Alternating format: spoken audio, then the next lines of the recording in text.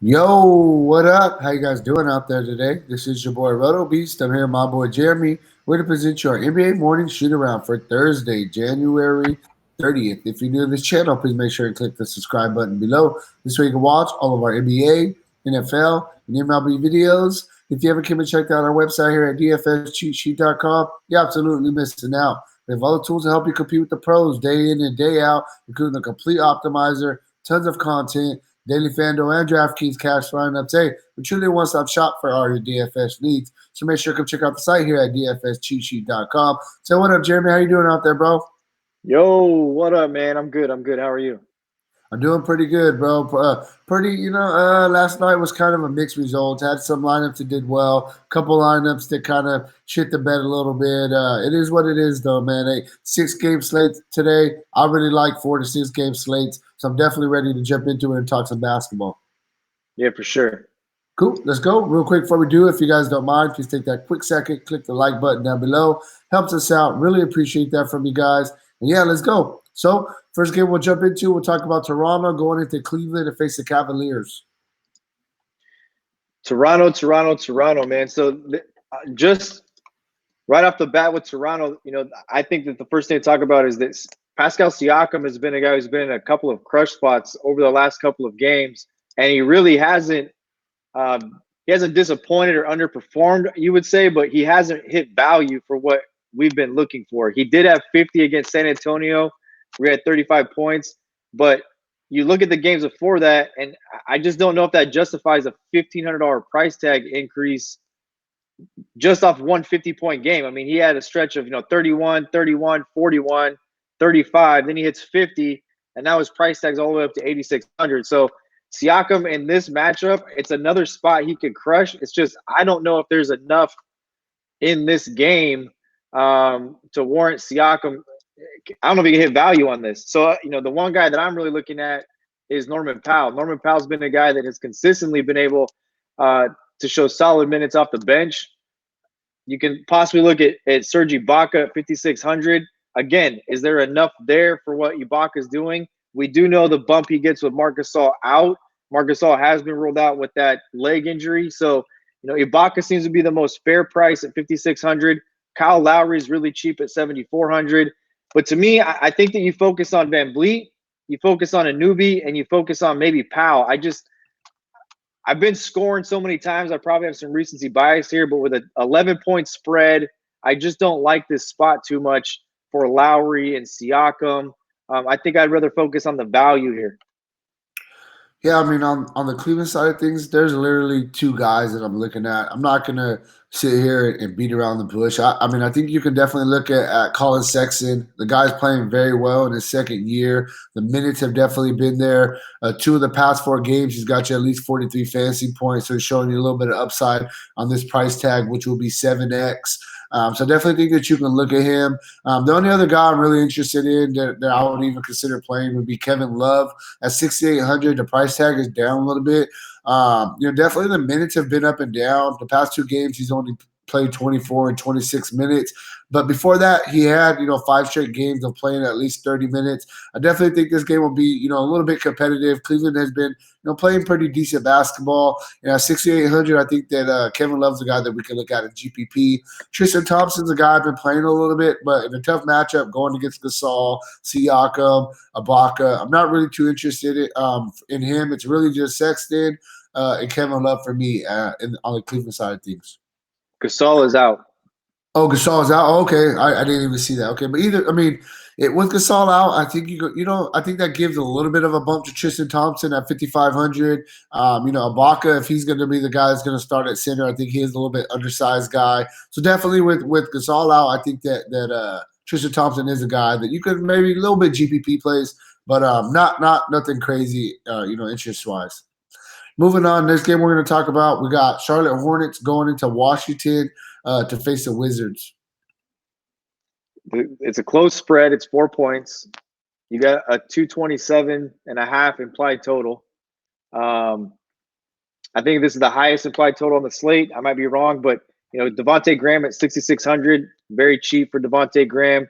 Terry Rozier at 6,800, coming off a pretty big game with the whole debacle that Charlotte put out with Devontae Graham not playing because of an illness. Then 3 minutes before lock, he is playing, and then uncertainty. So you know I think that those are the two guys you focus on. PJ Washington is a very interesting play today, and so is Cody Zeller for two reasons. One, the projected ownership on both these guys is low, and on Zeller, rightfully so, because of the minutes. You just don't know, if Willie Hernan Gomez is going to get some minutes, if Biombo is going to get some minutes, if Zeller is going to get minutes. That's a kind of a mess. So tournament only with those guys, but if you're looking for lower owned plays, I think that you could definitely look at Zeller with upside in this type of matchup.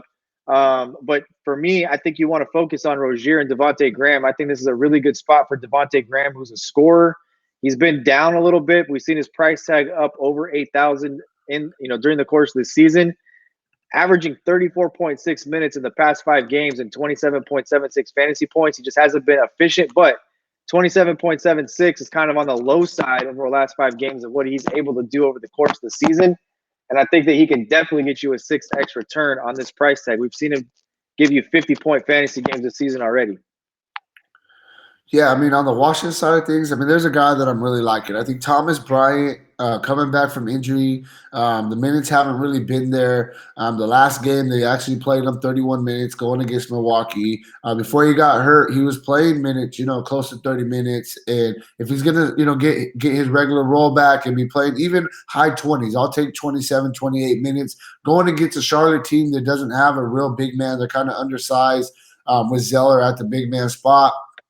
Coming off a monster game, 43 fantasy points at a 4,400 price tag. I just think Thomas Bryant's too cheap.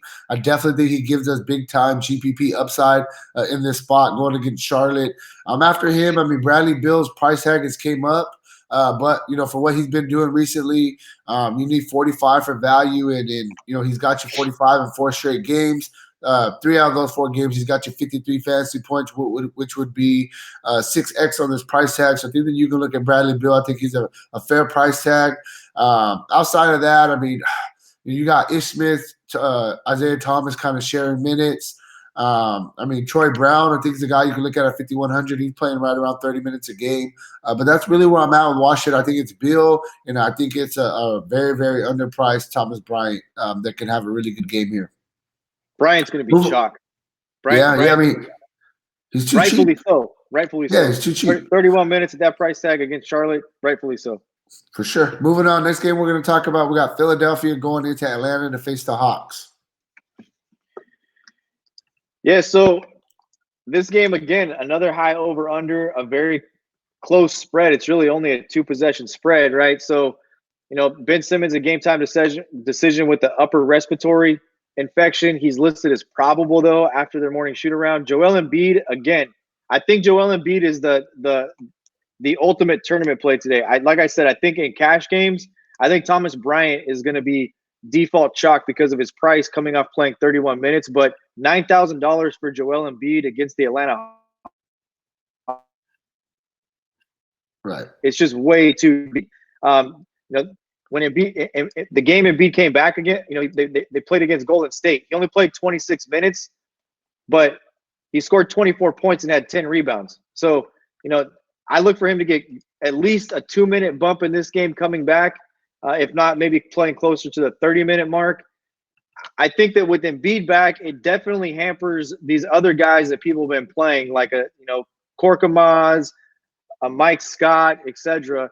But from a value standpoint, I think Shake Milton deserves consideration today because of the fact he's playing minutes. And of those 3 guys, Matisse Thybulle and Korkmaz, the guy that's getting the solid minutes right now is Shake Milton. And if you've watched Philadelphia since Embiid was out, it was Matisse Thybulle and Korkmaz who they were playing, but whoever had the hot hand is who would get the minutes.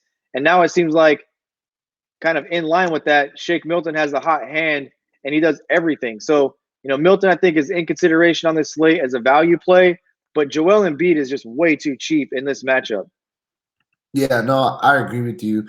And on the Atlanta side of things, I mean, it's simple. I think Trae Young at 9,500 is a GPP play. The guy's had a couple really big games. as of late, and he's one of those guys that he was a big Kobe fan, and he's playing for Kobe, and I'm really kind of riding that wave still. So I definitely think Trey Young at 9,500 is a good GPP play. And then John Collins. John Collins, if he doesn't get in foul trouble, I think this is a spot where he can have a decent game. He's going to get the minutes as long as he doesn't get in foul trouble. Coming off a pretty good game against Toronto as well at 7,400. I think he's a guy that you can look at in GPPs as well. The only other guy I'll throw in there outside of Trey Young and John Collins is Kevin Huerter at 4,900. He's a guy that he's played at least 35 minutes in 3 of his past 4 games. The game he didn't, he still played 30 minutes. The minutes have definitely been there. At 4,900 is a very fair price tag. You only need 25 for value. And he definitely gives you, I think he gives you 6x upside possibly. So he's a guy you can look at it in GPP as well. But outside of that, that's really where I'm at. They're mixing in a bunch of other guys, kind of split minutes, etc. And those 3 guys are the ones that are kind of getting more consistent minutes. Moving on, next game we're going to talk about, we got Golden State going into Boston to face the Celtics. And I'm going to keep saying this, man. This was Golden State just played Philadelphia. It was a big spread. I think it was 12-point spread. And I said, Golden State has found a way to at least be competitive and keep these games close. This was a very close game going into the fourth quarter. And Draymond Green and D'Angelo Russell, the 2 guys that we talked about, went off, right? So you take a look at the same exact guys here again. I think that Marquise Chris is going to be a guy that pops up in optimizers today. Because of the fact that he's cheap, he's projected to have a good value. But I know you like big guys going against the Boston Celtics. I'm okay if you want to use Chris a little bit in terms, but I would focus on Russell and Draymond Green. Jason Tatum is expected to be back in this one. Maybe Alec Burks gets consideration, but this is about Russell and Draymond Green. If those 2 guys are able to play well, if Draymond Green is efficient with rebounding and assists, distributing the basketball, and Russell hits shots, this will be close, and those will be the guys that you need to score to keep it close. If you're going to play Boston players, I think you have to bank on playing 1 or 2 of these Golden State guys so that the game stays close. Yeah, so, I mean, there's tough. There's a lot of Boston guys that I think that you could really play today. And one thing about Boston is the coach plays his guys minutes. I mean, that's one thing is they're going to play some minutes, So Kemba Walker at 7,900 in an up-tempo game, definitely think he's in play. You can look at Marcus Smart. His minutes have been trending up a little bit. Yes, Tatum is coming back, but it's looking like Tatum's possibly going to be on a minutes limit. And we know that they like playing Marcus Smart out there. So I think that Marcus Smart's another guy that we can look at. As a GPP play. I'm just going to kind of clump them together. Jaylen Brown, Gordon Hayward, 66, 6,400. Both of those guys are in play. I definitely think I would give the edge a little bit to Jaylen Brown just because he's the starters and he get a little bit more consistent minutes. But Gordon Hayward still gets his. Tatum, I talked about he's going to be probably on a minutes limit today. I'm not really going to mess with Tatum. The guy that really intrigues me a lot is Tice. Kanter's out. Tice has played at least 29 minutes in 3 straight games. And even the game before that against Memphis, he only played 18 minutes and he got you 37 fantasy points. 3 straight games of 30 fantasy points at a 5,200 price tag. That's an easy 6x right there. So I just think that Tice is too cheap, and I think he's coming in as a really, really good play going against this Golden State Warrior team. But yeah, I'm definitely liking a bunch of these Boston guys going against a young Golden State Warrior team. Moving on, next game we're going to talk about, we got Utah going into Denver to face the Jazz. Utah on a back-to-back here. Rudy Gobert, 9,000. I'm sorry, but if you want Rudy Gobert against Jokic at 9,000 or you want Embiid at 9,000 against the Atlanta Hawks, give me Embiid all day long. I really think that the only guys to look at here, Royce O'Neal, you can continue to look at. The thing I should have mentioned yesterday about Royce O'Neal is he does all the other things. He just doesn't score very much. So, but at 3,700, you only need him to score like 8 real points, get you 4 or 5 rebounds, and maybe a couple of assists and a steal, and which he's capable of doing. So I think you can look at O'Neal. Donovan Mitchell is going to continue to be where it's at. Mike Conley is just really cheap, but it's inconsistent, right? I mean, what are the minutes going to be with Mike Conley? He played 19 minutes, then he played 24, then he went back down to 20. His fantasy output since returning, the highest fantasy points he's had is 16.2. So he's not extremely active with a very high usage rate in those minutes. Now that I'm saying that today and identifying that, I guarantee you he probably goes out there and puts up 35 fantasy points tonight just because I'm saying don't play him. But it's a tough play at 3,800. I think that for my money, I would rather spend the same amount of $3,800 on Shake Milton, a guy that I know is going to get probably 25 to 30 minutes. It's a guy they're showing they like. He's playing. He's dirty. He's gritty. He does all the stuff. So I just think you look at Donovan Mitchell. My problem with Bogdanovich is, like I said yesterday, if he doesn't score 35 points, he's not going to get value. Like, you need him to score 30 to 35 points tonight against this Denver team. I'm not saying he can't do it, and that just makes him a straight GPP only play. But it's just tough to recommend you play Bogdanovich knowing that he's got to shoot extremely well. And perfect example was Carmelo Anthony. I mean, Carmelo Anthony breaks value last night by a lot, but he had like 13 rebounds and only 8 points. You're not going to get that out of Bogdanovich. If Bogdanovich ain't scoring, he's dudding, period. Yeah. How much did Carmelo end up scoring last night, fantasy-wise? I think Melo had 31 or 32. Yeah, he was a guy he was a guy I talked about yesterday. I liked Melo yesterday. On the different side of things, I mean, there's two guys that I'm really liking, and then there's a couple secondary guys. Monte Morris, he's a guy that's really been getting the workload with Jamal Murray out. Back-to-back games of 33, 35 minutes. He's a guy that, 36 fantasy points, 23 fantasy points. Monte Morris gives us some upside, especially at a 4,400 price tag. All you need is 22 for value. I like him in this spot. I think that he can have a pretty good game. The other guy that's playing really well right now due to injuries is Jeremiah Grant. Paul Millsap's been out. Grant, hey, he's definitely got, he's got the minutes. He's got at least 30 minutes in 5 straight games. And, man, the guy's he's playing very well. 2 upside games of at least 42 fantasy points. In the past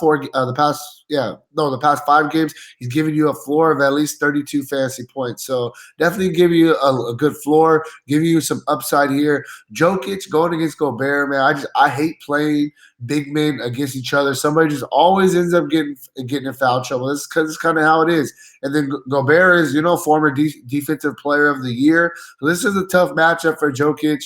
I guess you could throw in a couple GPP plays. I'm not really too interested in Jokic, though. Outside of that, you could possibly look at a Will Barton. Gary Harris coming back from injury. It kind of takes a little bit away from Craig and Beasley, who are getting a little bit of extra burn. I'm just going to keep it simple. My 2 favorite plays are Monte Morris, Jeremiah Grant. That's really where I'm at with the different side of things. Yeah, I don't know. I like Jokic in this spot because he's 10-2. He's so expensive, and I think a lot of people have the mindset you have. So for tournaments, I like him a lot. If you look at their roster with no Mason Plumlee, there's no Bull. That's the only center they have. Like the next guy that could possibly play that position is probably Jeremy Grant, right? That they don't have another center. He's played at least 38 minutes in each of the last 3 games. The problem that's killing Jokic now is he has 13 turnovers in the last 2 games. So I like him as a tournament play. I think he'll be very low owned. If you're playing single entries, I wouldn't have a problem with him. But just to kind of finish off the Bogdanovich thing before we move on, Carmelo Anthony scored 6 points last night, 6 real points, but he had 5 assists, 13 rebounds, and a steal. You're not going to get that out of Bogdanovich if he scores 6 points. You're not. Yeah, no, you're right. I get you, definitely. Moving on, final game of the night. We got Sacramento going into LA to face the Clippers. Man, this is a tough one, man. This is a really tough one. It's the first game at Staples Center since Kobe has passed away.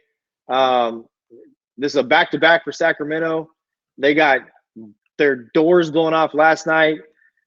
This is a tough spot. You're on a back-to-back. Their rotation is different. You just got blown out. It's a 13.5-point spread, and you're playing at Staples Center where no matter how you cut it, it's not a Laker game, no matter how you cut it, but there's going to be some type of emotion in that arena, and it's tough to recommend plays here. Fox is 7,800. Bjelica 6,100. I think Fox and Bjelica are very fair priced. Bogdanovich is way too cheap at 4,300 for the amount of minutes he's played since entering the starting lineup. And Buddy Hield, that's the 4 guys to look at. It's just this is a really tough spot on a back-to-back going into LA. First game at Staples Center since Kobe passed away. It's a huge spread. It's not the highest over-under. And I think that you got Kawhi Leonard and Paul George, and I think yesterday it came out that the pilot that died in that helicopter crash was also Kawhi's pilot. Like that's the guy Kobe hooked up to fly Kawhi around LA as well. So now it's going to be an emotional night. We know that. And then it just feels like it could be a huge dud for Sacramento. Yeah, no, I definitely get you. On the Clipper side of things, it's a little bit tough because yes, I mean you've had Kawhi Leonard has had he's had 8 straight games of scoring at least 30 real life fantasy points. The guys played very, very well, giving you a really solid floor. But tonight you expect Beverly to come back. He's likely to come back. Paul George is likely to come back. These are two guys that the ball is in both of those guys' hands. Is going to take the ball out of Kawhi Leonard's hands a little bit. At a 10.5 price tag, I definitely think that you could play Kawhi Leonard, but he's more of a GPP. Just because, like I said, especially Beverly, not so much, but with Paul George back, that definitely is going to take away from Kawhi Leonard. We've seen kind of how it was when they played together earlier in the year. Um, and then, you got Lou Williams coming in at 5,600. I think he's too cheap. I think you could look at him, especially if we think this game will get out of hand. I think Lou Will could get a couple extra minutes in garbage time. And then Harrell's playing very good. 6,600, I think is a very fair price tag for him. He's playing right around, 27, 28 minutes a game. And, it's 4 straight games of at least 29 fantasy points. On this price tag, though, you do need about 32, 33. He's averaging 32 on the season, so he's a GPP play. I mean, this is a tough spot for me with the Clippers. Who's really setting up to you for the Clippers? I think you hit the nail right on the head. I mean, you look at Kawhi Leonard over the last really 2 weeks, he's had 60 fantasy points 6 times. 6 times. Right. And I mean, the minutes are not what we're used to seeing with Kawhi Leonard playing 38 minutes and 36 minutes and 35 minutes. I mean, you look at the rest of the season, he's played closer to 27, 31, 29. And granted, there's injuries. They needed him to play the minutes. I don't know if I necessarily agree with you on the fact that if Beverly and Paul George come back, that they'll take usage away from him. I think that he may still play kind of the LeBron role here. I think that may be what they found in going through what they've gone through, that Kawhi's the guy they want to run the offense through. And really that was already kind of happening. It was just in a little bit less minutes than what he's playing right now. I mean, Kawhi was getting the assists. He was scoring the basketball. Paul George is the guy who's taken the biggest hit in production from last year, this year with playing with Kawhi. But that might be the guy I focus on is Kawhi. I mean, it's 10-5. It's expensive, but I agree with you on Lou Williams. I agree with you on Harrell. It's just I don't know if you could pull the trigger anywhere else. Zubac is a really good pivot play off of Thomas Bryant, but I don't think Zubac sees anywhere near the minutes that Thomas Bryant will see. Right, for sure. Yeah. So, hey, that's really where we're at with today's slate. If you want a more in-depth analysis, make sure to check out the site, dfscheatsheet.com. And, hey, good luck on your guys' contest tonight, all right? Peace out.